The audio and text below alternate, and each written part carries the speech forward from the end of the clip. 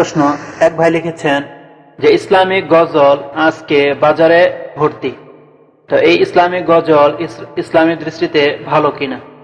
Islamic গজল, প্রথম কথা, আমাদের দেশে যেগুলো ইসলামিক গজল তার মধ্যে কিছু কিছু গজল আছে, যেমন আমার কাছে এক ভাই ক্যাসেট দিয়েছেন, হ্যাঁ হুজুর ইসলামিক এসছে, সঙ্গীত এসছে বলে, তাতে দেখছি বাজনা আছে, বাজনা বাজছে অল্প স্বল্প কিন্তু বাজনা আছে, তাহলে হারাম, যেহেতু বাজনা ইসলামে হারাম।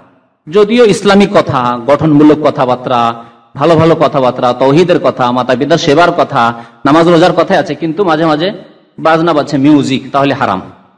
যদিও নামাজের কথা বলা হোক, এক শ্রেণীর লোকেরা এইরকম করে মানুষকে মানে ধর্মের দিকে নিয়ে আসতে চাইছেন, না এই তরিকা নয়, ইসলামে জায়েজ নয়, তাহলে মিউজিক ওয়ালা ইসলামিক সঙ্গীত বা গজল হারাম, জায়েজ নয়।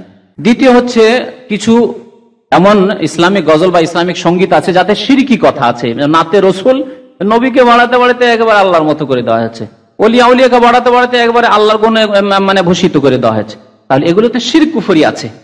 মদিনা গেলে খালি হাত ফিরে আসে না, এরকম কিছু কবিতা রয়েছে। মদিনা গিয়ে যা চাইবে তাই পাবে, মদিনা গিয়ে যা চাইবে তাই পাবে মানে কি? নবীর কাছে তাহলে শিরক কুফরি কথাবার্তা এগুলি, তাহলে এইরকম গজল পড়া হারাম, এইরকম সঙ্গীত পড়া হারাম।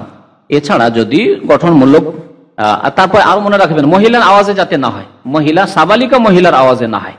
আজকাল ফ্যাশন হয়েছে, কিছু মহিলাকে দিয়ে পড়াচ্ছে, যেহেতু তার আওয়াজটা আরো মানে নাকি সুরে হচ্ছে বা নম্র ভাষা সুন্দর, সেই জন্য মিষ্টি সুর। হ্যাঁ, না না না না, মহিলার আওয়াজে ইসলামিক সঙ্গীত হবে হারাম, জায়েজ নাই। পুরুষের হইতে হবে, অথবা নাবালিকাদের 7 বছর 8 বছর 6 বছর এইরকম মেয়েদের যদি আওয়াজ হয় তো চলতে পারে। জি।